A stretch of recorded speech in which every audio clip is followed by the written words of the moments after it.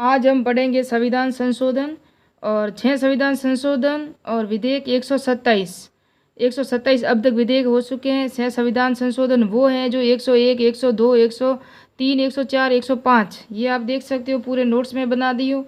और 101 संविधान संशोधन, इसके अंदर अनुच्छेद कौन कौन से थे आपको अनुच्छेद भी मिल जाएंगे, और ये कौन कौन से आर्टिकल उसके अंदर जोड़े गए हैं और कौन कौन से किस संविधान से। ये 102वां संविधान संशोधन जिसके अंदर कौन से आर्टिकल जोड़े गए हैं, कौन से आर्टिकलों में संशोधन किया गया है। ये 103वां संविधान संशोधन और इसके अंदर भी कौन से आर्टिकलों में संशोधन किया गया है। ये 104वां संविधान संशोधन जो इसके अंदर किस प्रावधान को, एंग्लो इंडियन को समाप्त किया गया है। और ये आप देखोगे तो 131 अनुच्छेद है ना, उसके अंदर क्या संशोधन हुआ है और किसको समाप्त किया गया है। और 105वां संविधान संशोधन ये है और इसकी पूरी डिटेल आप देख सकते हो। इसके अंदर कितने संविधान जोड़े गए और कितने में संशोधन हुआ है, ये पूरी डिटेल है आप देख सकते हो। और इसके अंदर जो मैंने लिखा है ये, और लास्ट में जो संविधान संशोधन या अधिनियम था वो 105वां था और विधेयक 127वां था, है ना। तो 6 इसलिए जोड़ा है कि मैंने 100 से ले स्टार्ट किए हैं, 100 भी इसके अंदर शामिल है। तो संविधान संशोधन की प्रक्रिया जो करने की शक्ति है वो संसद के पास है। और ये भाग इसके अंदर 20 हैं। अनुच्छेद 368 के तहत होती है संविधान संशोधन की प्रक्रिया। और संविधान संशोधन सदन के किसी भी सदन में लाया जा सकता है, इसमें संयुक्त बैठक की भी आवश्यकता नहीं होती है। और संविधान संशोधन 3 प्रकार से होता है, एक तो साधारण विधेयक से, साधारण बहुमत से, विशेष बहुमत से, और विशेष बहुमत एक और होता है और उसके अंदर कम से कम आधे राज्यों की विधानसभाओं से मंजूरी होना आवश्यक है। ये 3 प्रकार से होता है संविधान संशोधन, है ना। फिर 100वां संविधान संशोधन 2016 में हुआ था। भारत और बांग्लादेश में भूमि में जो बंटवारा हुआ था ना वो, और इसके अंदर 111 स्थान थे ना वो बांग्लादेश को दिए गए थे और 51 स्थान है ना वो भारत में शामिल किए गए थे। उसके बाद अब हम देखेंगे 101वां संविधान संशोधन जो 2017 में हुआ और ये 122वां संविधान संशोधन विधेयक था। विधेयक अलग होता है जब कानून बन जाता है, संविधान संशोधन पहले होता है ना। जीएसटी को लागू किया गया, यह अप्रत्यक्ष कर है 101 संविधान संशोधन के तहत। ये जो लागू कब हुआ था, 1 जुलाई 2017 को। सर्वप्रथम कहाँ लागू हुआ था, तो असम में हुआ था। प्रस्तुतकर्ता कौन थे, तो अरुण जेटली थे, जो वर्तमान में नहीं है, इनकी डेथ हो चुकी है कोरोना में। और इसमें अनुच्छेद 246A के तहत जोड़ा गया था, यानी कि 246 था ना, इसके अंदर जोड़ा गया नया अनुच्छेद जोड़ा गया है। और जीएसटी को किस में शामिल किया गया है, समवर्ती सूची में 246A के तहत समवर्ती सूची में जीएसटी को शामिल किया गया है। उसके बाद अनुच्छेद 270A जिसको इंटर स्टेट कहते हैं, यानी कि व्यापार पर जो राजस्थान है, राजस्थान चाहे गुजरात, हरियाणा, जो पड़ोसी राज्य या अलग राज्यों के साथ अगर व्यापार करता है तो उस पर जो कर मिलता है, पर राज्यों को जो कर मिलता है उस करों का बंटवारा होगा केंद्र और राज्यों के बीच में, केंद्र और राज्यों के बीच में बंटवारा होगा, क्योंकि ये समवर्ती सूची का भाग बन गया है अभी जीएसटी। इसलिए 269A के तहत, है ना, केंद्र और राज्यों में करों का बंटवारा होगा, ये याद रखना अब इम्पोर्टेंट है। और उसके बाद जीएसटी काउंसिल यानी जीएसटी परिषद का प्रावधान भी इसके अंदर किया गया है, जो 289A के तहत। ये ग्रुप डी में शायद शामिल में, ये एग्जाम में प्रश्न आया था इसलिए मैं आपको बता रही हूँ। 279A के तहत जीएसटी काउंसिल का गठन किया गया यह प्रावधान है। और केंद्र और राज्यों के बीच में जो करों का बंटवारा वो 246A, इसके अंदर जीएसटी को समवर्ती सूची में शामिल किया गया। 102वां संविधान संशोधन 2018 में हुआ था और 123वां ये संविधान संशोधन विधेयक था। तो एनसीबीसी को संवैधानिक दर्जा दिया गया। एनसीबीसी यानी कि राष्ट्रीय पिछड़ा वर्ग आयोग को संवैधानिक दर्जा दिया गया 102 संविधान संशोधन के तहत।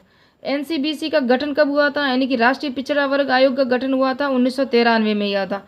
आधार क्या था, सामाजिक आर्थिक आधार पर जो पिछड़े थे ना उनको बनाया गया था, उनके लिए।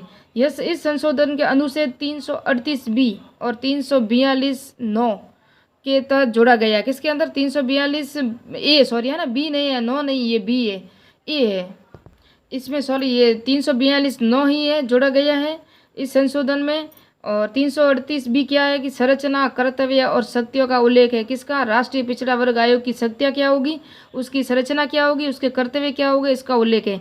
और 342(9) है ना, उसके अंदर ये गठन है कि राष्ट्रपति को सामाजिक और शैक्षणिक से जातीय वर्गों का उल्लेख करने का अधिकार है, यानी कि जो भी इनको आरक्षण देने का अधिकार किसके पास रहेगा, अब राष्ट्रपति के पास रहेगा।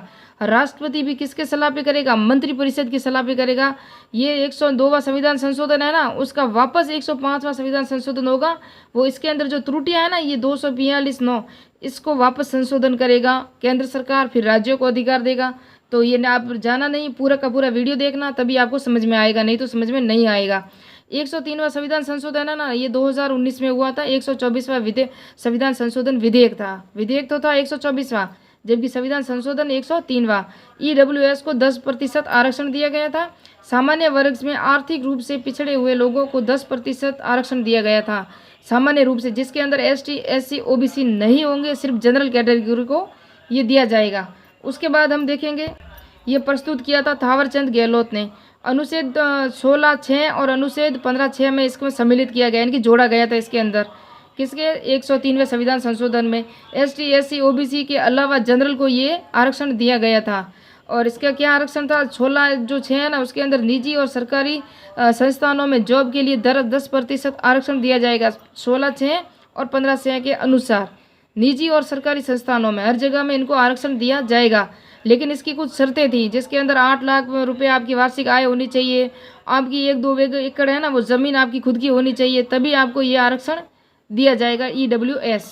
उसके बाद आप देखोगे तो 104वां संविधान संशोधन, ये 2020 में बना था। 126वां विधेयक था। उसके बाद 127वां एक ही रहा है। तो लोकसभा और राज्य विधानसभाओं में ST और SC के समुदायों को आरक्षण की जो 70 से 80 वर्ष कर दिया, यानी कि 10 वर्ष और बढ़ा दिया गया उनकी सीटों का। पहले एक 70 वर्ष के लिए था, अभी 80 वर्ष के लिए, यानी कि 10 साल और बढ़ा दिया गया। लोकसभा व राज्य विधानसभाओं में आंग्ल भारतीयों की सीटों का प्रावधान समाप्त किया गया। कौन से अनुच्छेद के तहत, वो भी हम पढ़ते हैं। लोकसभा और राज्य विधानसभाओं में जो राष्ट्रपति लोकसभा में 2 मनोनीत करता था एंग्लो इंडियन को, और राज्य विधानसभा में 1 करता था, राज्यपाल करता था।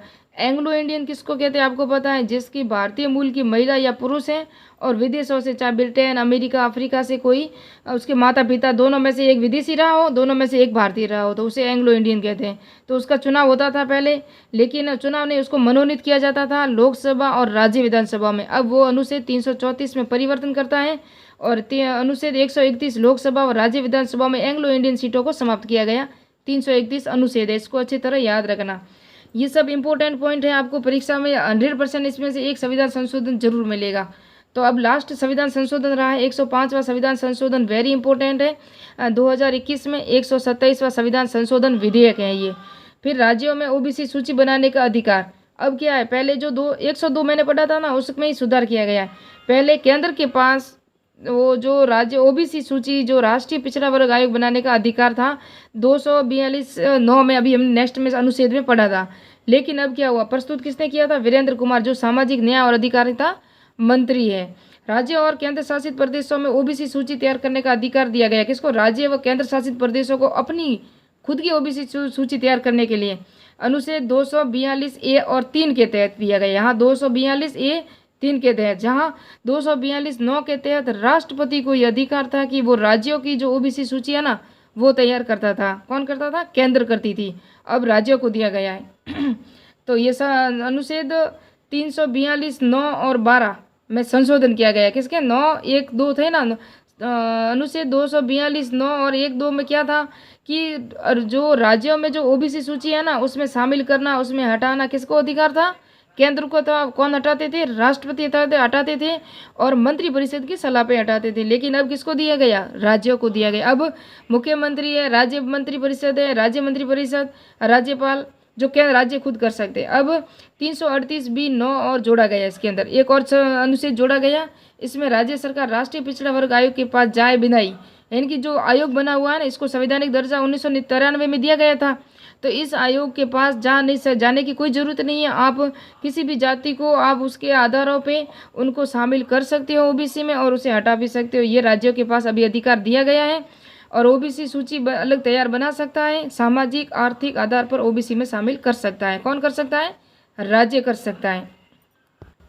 मौलिक अधिकारों में कौन से अनुच्छेद है जो इस संविधान संशोधन या OBC में आते हैं, तो 15(4) है और 15(5) है और 16(4) है। इसको सामाजिक आर्थिक और शैक्षणिक आधार पे जो अधिकार या आधार देने चाहिए थे वो केंद्र और राज्य अब दे सकती है। सामाजिक आर्थिक शैक्षणिक रूप से पिछड़े व्यक्तियों को आरक्षण की व्यवस्था की गई। 2018 में ओबीसी को ओबीसी आरक्षण दिया गया। कहाँ? मराठा यानी कि महाराष्ट्र में जब ये आरक्षण दिया गया ना राज्य सरकार द्वारा, तब सुप्रीम कोर्ट ने इसका विरोध किया और इसको असंवैधानिक घोषित किया गया। मई 2021 को एससी यानी सुप्रीम कोर्ट की 5 जजों की पीठ ने इसे असंवैधानिक घोषित किया गया। भाई आप राज्य नहीं दे सकते, क्योंकि 242(9)(1)(2) के तहत ये नहीं दिया हुआ था। वहाँ अधिकार राज्य को नहीं था, केंद्र को था। संसद बना सकते, केंद्र दे सकती थी, राष्ट्र दे सकता था, लेकिन राज्य नहीं दे सकता था। और यह संशोधन 102 के संविधान संशोधन के प्रावधानों संशोधन हेतु लाया गया था। और हमारे राजस्थान में भी अब पहले 21 था ओबीसी को आरक्षण, अब 27 हो गया है, अभी अभी लागू हुआ है राज्य में। तो मिलते हैं नेक्स्ट वीडियो में परीक्षा की दृष्टि जो इम्पोर्टेंट तथ्यों के साथ।